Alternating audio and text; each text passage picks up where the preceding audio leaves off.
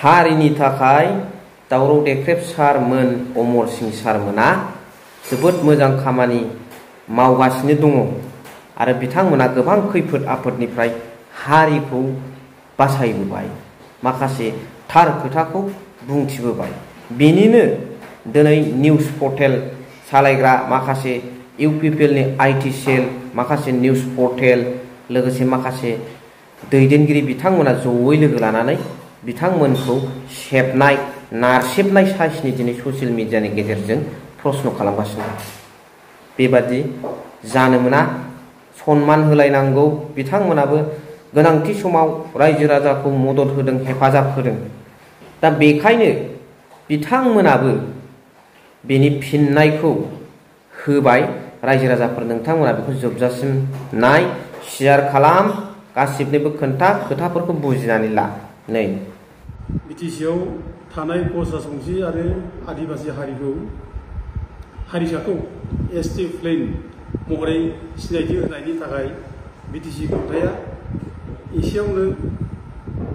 गनायथि होना मिरु सरकारनिसिम दैथायनाय बिथांखिनि सायाव हानजानि मददआ इयुनावबो थाबाय थागोन बेखौ लिरदों बिटिसिआ गावसोरनि इलेक्सन इस्ताहाराव। बेयाव बुंनाय जादों थारमाने जे कच राजबंशी आरो आदिबासिनो जा बिसोरो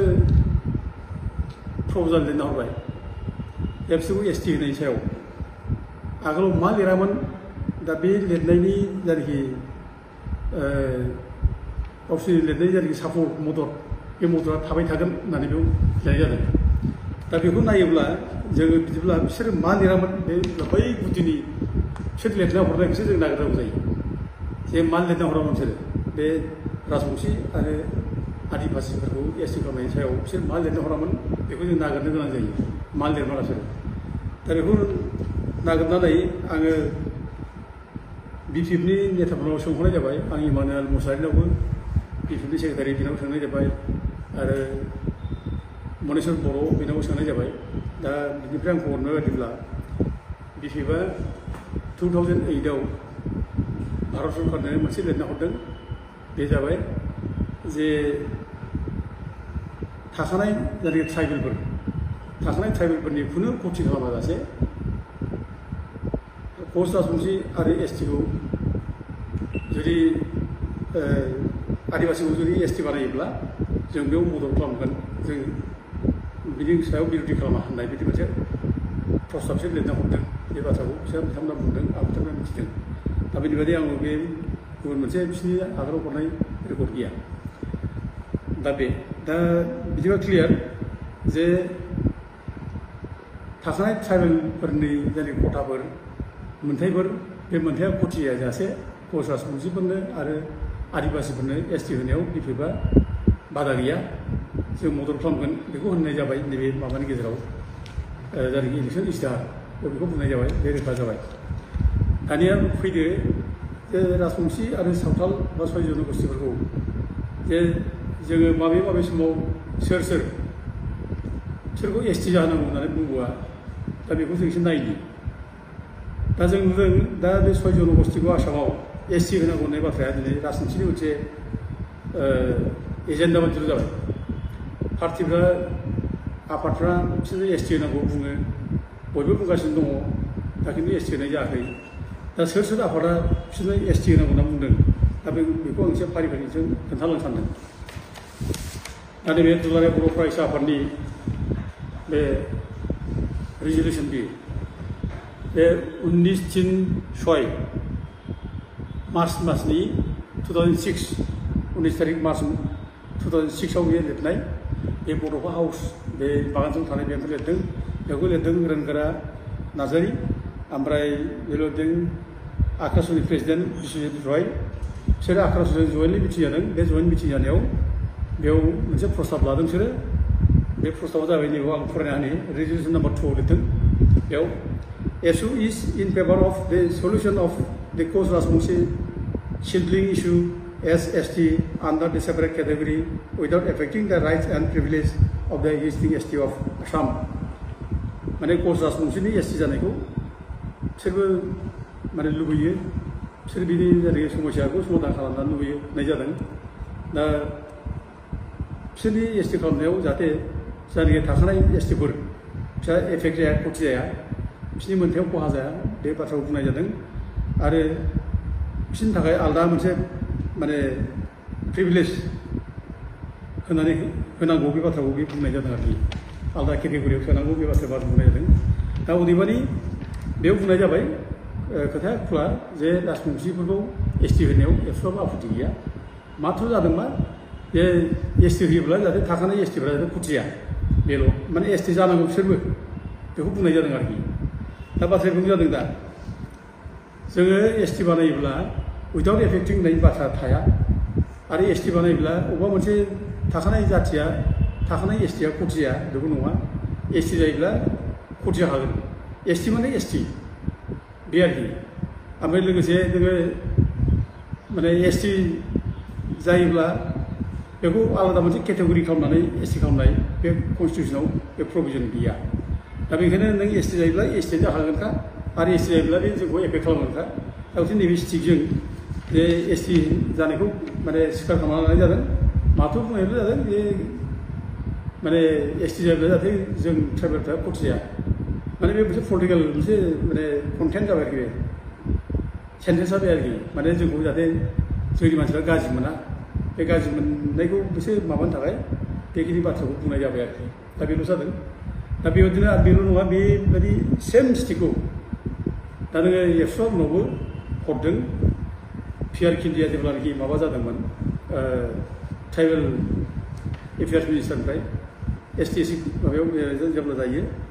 बियो बे समाव माने एबसुनिफ्राय हरदों ओमफ्राय ट्राइबेल समखौबो हरदों जे माने खुनु एफेक्ट खालामाजासे ट्राइबेलफोरनि क्षति खालामाजासे एसटि सिटआव होनायाव जोंहा आपत्ति गैया बे बाथ्राखौ बै समावनो बुंखानाय जादों आरो इभेन प्रमद बर'आबो बे बाथ्राखौ जेब्लानाखि बे सिफ जायो बिटिसिनि बे समावबो बेखौ बुंदों आरो हरदों आरो बिनि बादैबो दा आसाम गभर्नमेन्टनिफ्रायबो तरुन गगৈ मन्थ्रि थानाय समाव चिफ मिनिस्टार थानाय समाव गोबां बेबायदिनो प्रप'जाल हरदों केबिनेट डिसिसन लानानै बिसोरबो हरदों एसेम्ब्लियाव इभेन बिसोर माने माबा खालामनाय एसेम्ब्लि मोनसे कमिटि दानानै स्पिकारनिफ्राय बिसोर माने प्रप'जाल दैथायहरनाय जादों जे 6 जनगोष्ठीनो एसटि होनांगौ होननाय बेखौबो हरदों दा बेबायदिनो गोबां खेब हरदों ओमफ्राय खिन्थु बे 6 जनगोष्ठीनो एसटि जानांगौनि माबाया प्रप'जाला रिजेक्ट जादों बिसोर दिनै 6 बार रिजेक्ट जाबाय राजबंशिनि जानाय प्रप'जाल बे 6 बार रिजेक्ट जाबाय बिसोर एसटि जाया होननानै बिसोर एसटि खालामनाय जानाय नङा होननानै 6 बार रिजेक्ट खालामनाय जाबाय आरो बेल' नङा तरुन गगैनि उनावबो जोंहा दा जेब्लानाखि माबा फैयो हेमन्त बिश्व शर्मा चिफ मिनिस्टार जायो बिजेपिनिफ्राय बे समावबो बिसोरबो अनेक खोथा होदों जे 6 जनगोष्ठीखौ जोङो बिजेपिया माव फैयोब्ला जोङो एसटि होगोन बे बाथ्राखौ हेमन्त बिश्व शर्मा अलरेडि बुंबोदों आरो बिनि बादै भारतनि नखर मन्थ्रि अमित शाह बेबो फैनानै बे बुंलांदों जे 6 जनगोष्ठीखौ जों एसटि खालामगोन बे बुंदों इभेन प्राइम मिनिस्टारबो बुंदों जों माने एसटि खालामगोन दा बाथ्राया जादों एफा गिदिर गिदिर खोथा बुंनाय एफा गिदिर गिदिर मानसि बुंनाय बे खेथ्रआवबो मानो दिनैसिमबो 6 जनगोष्ठीया एसटि मानो जादिया राजबंशिफ्रा दिनै मानो एसटि जादिया आदिबासिफ्रा मानो एसटि जादिया आदिबासिफ्राथ' दिनै अनेक बिसोरनि माबानो माने ट्राइबेल वेलफेयार मन्थ्रि जाबाय आरो एसटि कमिसनाव बे सावथालफ्रानो दंमोन आरो दानि प्रेसिडेन्टआबो जेनेबा बिसोरनि ग्रुपनियानो बिसोरनि हान्जानियानो दा बे खेथ्रआव मानो बिसोर दाबो जादिया मानो खालामनो हादिया मानो थाबथादो दा जों बेफोर खारनखौ दिनै नागिरनांगौ दा जों ओरैनो एसटि खालामनाय नागिरदों अनेक उमुगा दायथ' सोलायनाय दा बेजों जों माने गावजों गाव दाय होलायनायल' जागोन बे माने पलिटिकेल लाबालाब नागिरलायनाय आरोखि बेनि सारा जेबो जानाय नङा आरोखि बे एक्सुवेल फेक्टआ मा खारनाव जानो हायाखै जों बेखौ दिनै नागिरलाबानो हनै माने पिपिबा माने माबा हरबाय प्रप'जाल हरबाय माबाफोरनो राजबंशिफोरनो आदिबासिफोरनो एसटि खालामनो थाखाय ओरै होननाय बाथ्रा हनै एबसुआबो ओरै होदों माने 6 जनगोष्ठीखौ एसटि खालामनायाव आपत्ति गैया होनना बुंदों हनै ट्राइबेल समखौबो बुंदों बेबायदि माने दाय होलायनाय बिदिनो जायो आरोखि दा नोंगौ बे सेन्सिटिभ इस्यु हिसाबै बे सेन्सिटिभ इस्युआव जों माखासे खोथा बुंब्ला जाथिया सेन्टिमेन्ट नाङो मोदोमाव नांलायो बेखिनिल' खिन्थु बिनि बादै एसटि खालामनो हागोन ना हामारा एसटि जानायनि बेलायाव माबा मोनसे माबा दं नामा बादा दं नामा जों बेखौ नाहरनांगौ आं गिबियावनो बुंनो सानदों एसटि जानाय खेत्रआव फार्स्टआव बे जोंनि संबिधाना मा बुङो आं बे संबिधानखौ एसे बुंनो सानदों नैबे माने दा कनस्टिटिउसन अफ इन्डिया बे भारतनि संबिधान बे दा बेयाव नोङो नैबे माबाखौ लिरदों बेयाव 366 आर्टिकेलनि 25 क्ल'साव लिरदों आरोखि बेयाव लिरदों schedule tribe means such tribe or tribal communities or parts or groups within such tribes or tribal communities as are deemed under Article 342 to be scheduled tribe for the purpose of this constitution. बेनो जादों आरोखि जाय ट्राइब्सफोर बे tribe बा tribal community बेफोरखौसो tribal खालामनाय जायो आरो बिसोर ग्रुपफोर बेखौसो खालामनाय जायो आरो बेखौ माने 342 आर्टिकेल भारतनि कनस्टिटिउसननि बेजों बिसोरखौ एसटि बानायनाय जायो ओरै होननाय बेयाव लिरनाय जादों दा बेयावनो कुइसना फैयो ट्राइब्स होनब्ला सोरखौ होनाय जादों ट्राइब्सआ सोरखौ होनो आरो बे ट्राइब्सफोरखौ बोरै ट्राइबेल बानायनाय जायो दा बे ट्राइब्स होनना बुङोब्ला बिनि डिफिनिसना बेखौ बुंनाय जादों ट्राइब्स माने थागिबि फिसा माने जायफ्रा थागिबि फिसा बिसोरखौ ट्राइब्स होनना बुंदों दा आसामनि खेत्रआव जों बर'फ्रा ट्राइब्स आसामनि थागिबि फिसा एबरिजिन बे सान अफ दा सयल बेखौ होनना बुंदों आरोखि बे जायगानिनो ओमफ्राय लोगोसे असमियाव खिलन्जिया होनना बुंनाय जायो भुमिपुत्र होननाय खोथा असमियाफ्राव बेनो खिलन्जिया जों ट्राइबेलफोर दस्राफ्रा नङा अनलि बड'स अनलि जानो ट्राइबेल्स दा जाय रिकगनाइज 14 ट्राइब्स आसामाव गासै 14 ट्राइबेल्स दं दा रिकगनाइज ट्राइबेल्सआ 14 आसामाव बे 14फ्राल' आसामनि भुमिपुत्र बिसोर खिलन्जिया बिसोर सन अफ दा सयल बिसोर थागिबि अरिजिनेल पिपल अफ दिस माने स्टेट अफ आसाम बे 14 जाथिल' आरोखि दा बिनि बादै माखासे ग्रुप फिसा फिसा दंबायो दा बिसोर माने ओरैनो गावसिनि आइडेन्टिटिखौ लाखिनो रोङिखाय गावसिनि परिचयखौ लाखिनो रोङिखाय दस्राजों एसिमिलेट जानायखाय बिसोर ट्राइबेल जानो हायाखिसै दा बे फार्स्ट एन्ड ग्रुप्स होननाय खोथा बेयाव बेनो फैदों आरोखि बे कनस्टिटिउसनाव बुंनाया दा ट्राइब्सनि डेफिनेसना बेनो जाय माने थागिबि फिसा अरिजिन फिसा बे मोनसे जायगानि बिसोरसो ट्राइबेल जायो दा आसामाव जों थागिबि फिसा अरिजिन फिसा जोङो बे हानिनो भुमिपुत्र बेनो जोंखौसो ट्राइबेल बानायनाय जायो आरो UN चार्टारावबो बेखौनो बुंनाय दं जाय माने अरिजिन माबाफोर इन्डिपेन्डेन्सफोर बाहेरानिफ्राय फैनानै थाफैयाखै सोरबा माने माबा लाबोजायाखै बा सोरखौबा गाग्लोबनानै थाफैयाखै बेनिफ्राय जोनोम जानाय बे हानिफ्राय उजिनाय बेसोरखौसो ट्राइब्स होननाय जादों आरोखि आरो साइफ्राबो बेखौनो बुंनाय दं जेब्ला साइफ्रा बेयाव आसामाव फैनाय थाफैयो आसामाव फैनाय थाफैनाय समाव बिसोर बे समाव अनलि बर'फोरखौ लोगो मोनदों बे कसारिखौ लोगो मोनदों आरो बिसोरनि बे जों अरिजिन मानसि बिसोरनि अरिजिन ट्राइब्स दा आहम थाहमफ्रा बिसोरो बे जायगानि अरिजिन नङा बिसोर बाहेरनिफ्राय फैनाय बिसोरो गाग्लोबनानै थाफैनाय मालाय रायजो सेरनानै थाफैनाय बिसोरो दा उदै बिसोर ट्राइब नङा बे जायगानि ओमफ्राय राजबंसि बेखौ होनना बुंदो सावथाल होनना बुंदो सावथालफ्रा दिनै बे जायगानि अरिजिन मानसि नङा सावथालफ्रा बिसोरो बाहेरनिफ्राय फैनाय जे 1929, 30, 32, 34 बेफोर समफ्राव माने बे सदनापुर माने दानि माबाफोर झारखन्ड माने बिहार इउपि बे जायगानिफ्राय बिसोर माने साइफ्रा साहा बागानाव टि गार्डेन हिसाबै लाबोदों बिसोरो दा उदै बिसोरो बे जायगानि अरिजिनेल ट्राइब नङा ओंखायनो बिसोर बे जायगानि ट्राइब नङैखाय बिसोर ट्राइबेल जानो हाया माइग्रेसनाव फैनाय मानसिया खिन्थु ट्राइबेल जाया दा बे मोनसे बे नैबे क्राइटेरिया आरोखि माबानि भारत संबिधाननि बे मोनसे नियम होखानाय नियम बे नियम बादियै जोङो दा भारतनिफ्राय फैनानै थाफैनाया ट्राइबेल जाया राजबंसिफ्रा ट्राइबेल जाया सावथालफ्रा ट्राइबेल जाया राजबंसिफ्रा मिक्स जाबाय दिनै बे बेंगलिफ्रावबो दङ बिसोरो बेंगलनिफ्राय फैनाय दङ आरो बिसोर बेंगलाव शेड्युल कास्ट जाबाय कास्ट आरो बिसोर कास्ट होनना बुङो बिसोरखौ दा बेंगलाव कास्ट फैदों शेड्युल कास्ट आरो मोनसे शेड्युल कास्ट रिकगनिसन मोननाया संबिधानाव बिसोरो मोनसे स्टेटआव बिसोरो ट्राइबेल जाया आरोखि एसटि जाया दा दिनै बिसोर बेयाव फैनानैबो एसटि जाफैया बिसोर शेड्युल कास्टआव बिसोर माने बेयाव मोनगोन रिकगनिसन मोनगोन ओबिसि मोनगोन आदार बर्ड क्लासाव मोनगोन खिन्थु बिसोर ट्राइबेल जाया आरोखि बे कनस्टिटिउसनाव बे गैया दा सावथालफ्रा बाहेरनिफ्राय फैनाय बिसोरबो जाया दा बे रोखोम जुदि जायोब्ला सोरबा माइग्रेसनाव फैनानै जुदि ट्राइबेल जालायनाय जायोब्ला दा दिनै बर'फ्राबो बा ट्राइबेलफ्राबो गोबां दङ जायफ्रा दिल्लीयाव थाहैनो दङ सोरबा बम्बाइआव केलकाता थाहैनो दं अब्ला बिसोरखौबो नोङो ट्राइबेल स्टेटास नांगोन जाय माइग्रेसन थाहैनाय दा गथे बेफोर ग्राउन्डआव जाय माइग्रेसनाव फैनाय बे माने ट्राइबेल जाया दा बेफोर ग्राउन्डआव दिनै जायफ्रानोखि ट्राइबेल जानो नागिरदों बे ग्राउन्डनि थाखायनो नैबे कनस्टिटिउसननि थाखाय बिसोर जानो हाया दा बिनि बादैबो आरो मोनसे माने माबाबावदों 1965आव इउएन बिएन लकुर होननाय 1965आव बिएन लकुर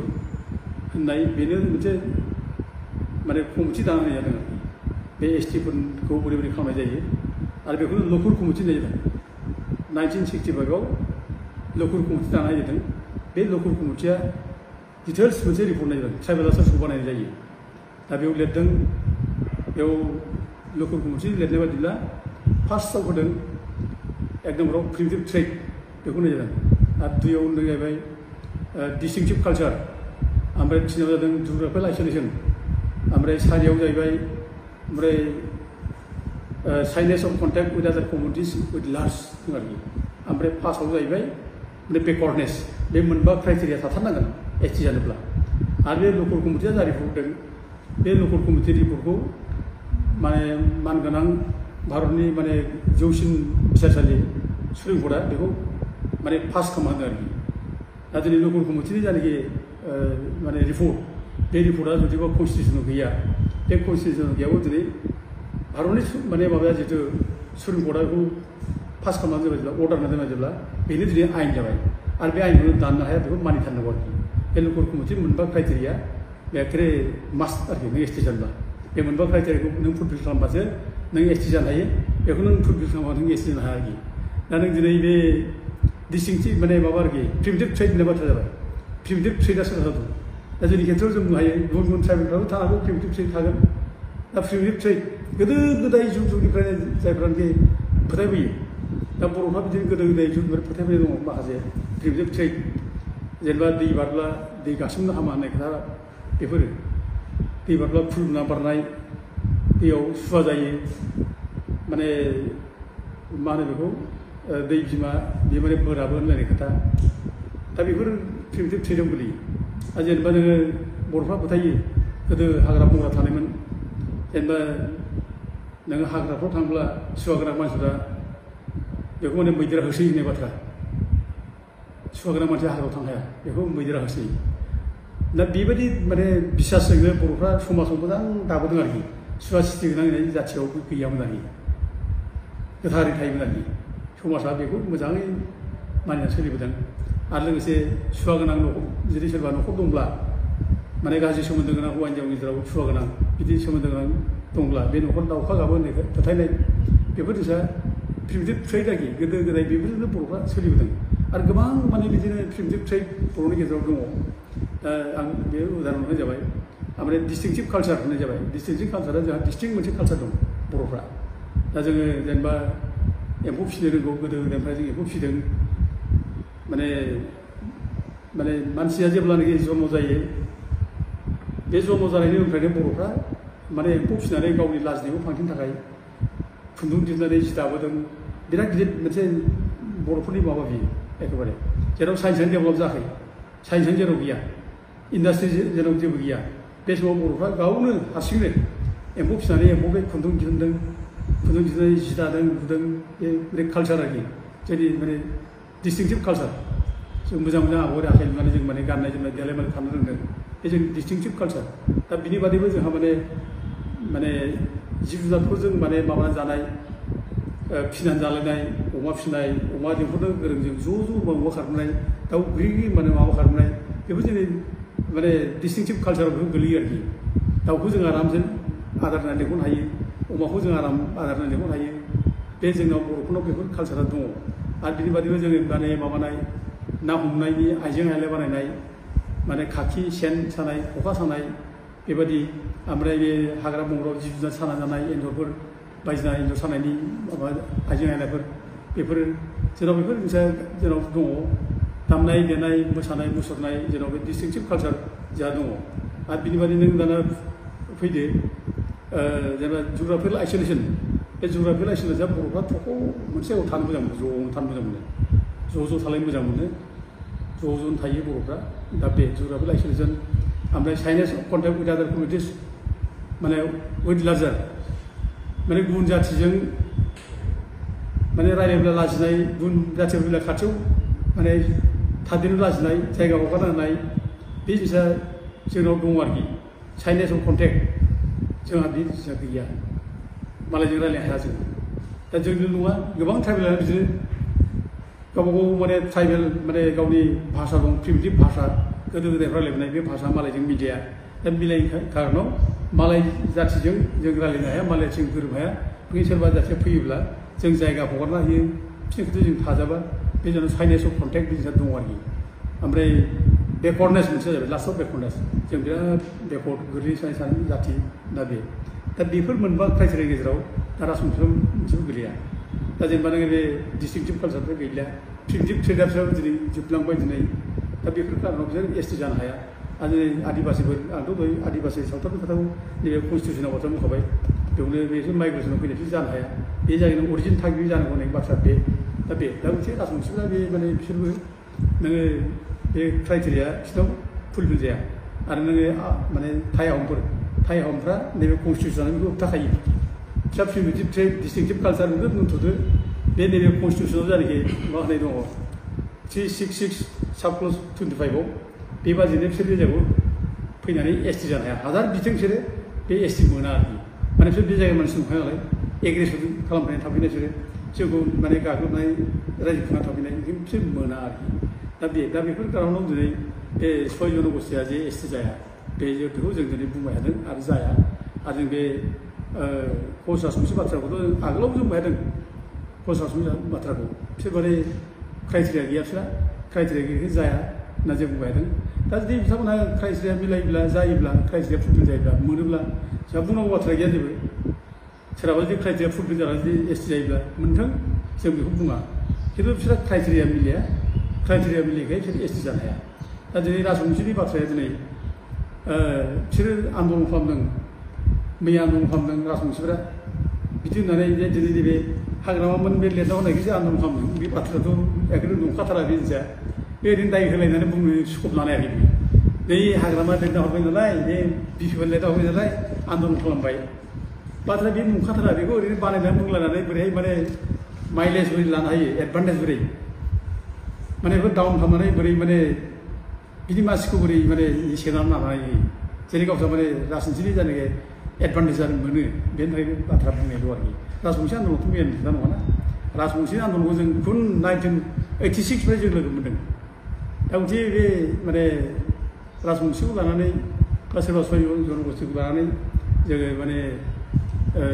बे बिपिएफआ माबा लिरना होनायखाय होदों बे नङा आरो बे हयथ' सोरबा बिजेपि बा सोरबा कंग्रेसआ माने माबा खोथा होनायखाय होदों बे नङा बिसोर माने बिसोरनो ओरैनो जास्ट पलिटिकेल माबा हिसाबै लाब थाखाय बिसोर पलिटिकेल बेनिफिट लानो थाखाय बिसोर खोथा होदों जे जों 6 जनगोष्ठीखौ जों एसटि खालामगोन मागोन बेखौल' बुंनायखौ जों मिथियो आरोखि जों बुजिनो हायो खिन्थु एसटि जानायनि खुनु माबाखौनो जों